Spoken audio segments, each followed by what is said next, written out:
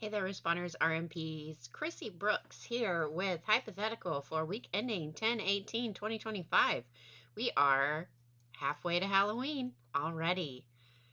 Can't hardly believe it. So we're going to work through our decision tree. Grab your booklet, reading every word out loud because you know what? It's going to be good practice and it's going to keep our mind fresh in an emergency situation.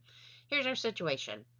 You're called over to a box with a biohazard diamond label, leaking a small puddle on the floor in a trailer. A small amount of liquid is spreading on the floor from this box. You open the box to discover 4 2-ounce sample cups. 2 of them are broken open, 2 are covered in residue. There are no fumes that irritate the skin, visible fumes, smoke, or irritating odors. Answer the questions below based on this scenario. So I'm going to go ahead, pause the video, go through your decision tree, and we'll be right back. All right, so as we are going through our decision tree, our top box, we're getting a no. This box right here, we're getting a yes because we have a diamond hazard label. Biohazard is not on our prohibited list. Biohazard is also not on our list of things that is allowed in our system, but that we do not clean up.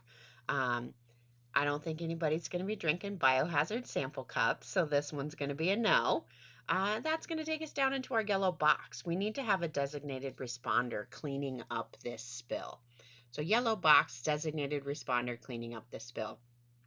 And then what response sheet or containment sheet are you going to go to? Right here, we're going to go find that biohazard response sheet. All right, so let's go find that biohazard response sheet. I believe that it might be the second, it is the last response sheet. So page 13 is where we're going to find our biohazard labels. And as we're going through the response sheet, in the interest of time, I'm going to let you guys go ahead and read this. Main thing, we're going to be cordoning off the area, keeping people away from this situation. We don't want anybody tracking through it. We don't want to touch any sharps or broken glass without proper protective equipment.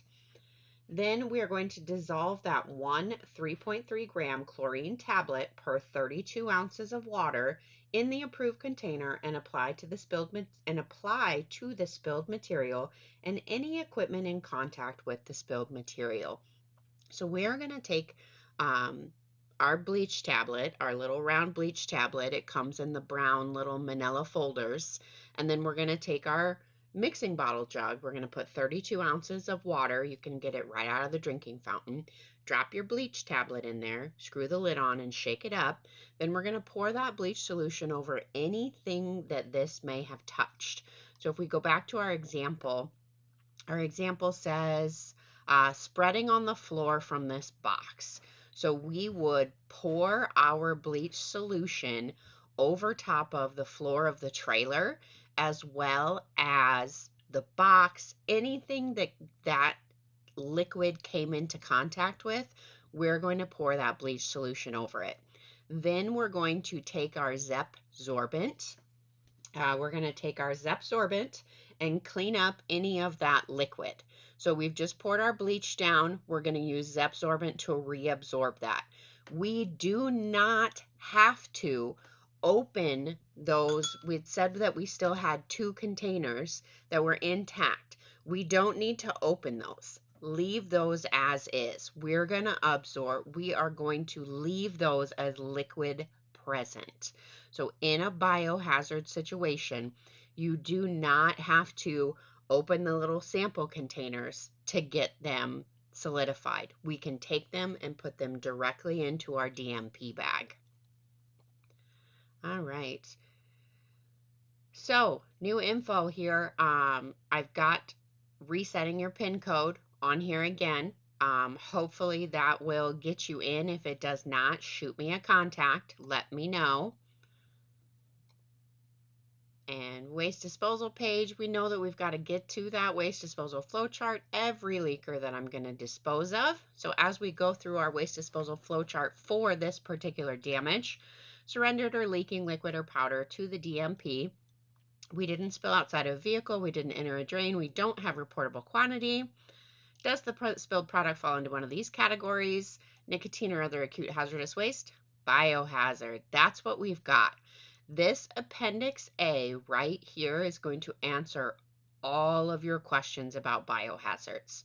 It's like 6 pages full of information about exactly how to process this biohazard. So we want to make sure when we get to that waste disposal flowchart, we are clicking on this Appendix A and getting to that operator's quick reference guide. That is going to help us through this damage. It's going to help us complete this damage. So on our waste disposal flowchart, we ended up in our red box. And then those RCRA Clean containers, we're going to throw them away, remember. What poster do we utilize to see what diamond hazard labels are not allowed in the UPS small package system? That's going to be your prohibited poster. So if you're looking for a diamond hazard label, you maybe haven't seen it before or something you don't see very often and you're wondering, is this allowed in the system? Go find a prohibited poster. There should be one in your DMP. They're in the front cab and the back of the brown trucks. So lots of places that you can find a prohibited poster if you're not sure. And then hopefully you've got that DOK done for this month. And we're going to wrap it up. Get credit for your work. Use the drop downs, find your information, shoot me a contact if you are not on there. Let me know. And have a great, safe week. Weather's supposed to be beautiful, and then it's going to get rainy and maybe a little cooler. So stay safe out there.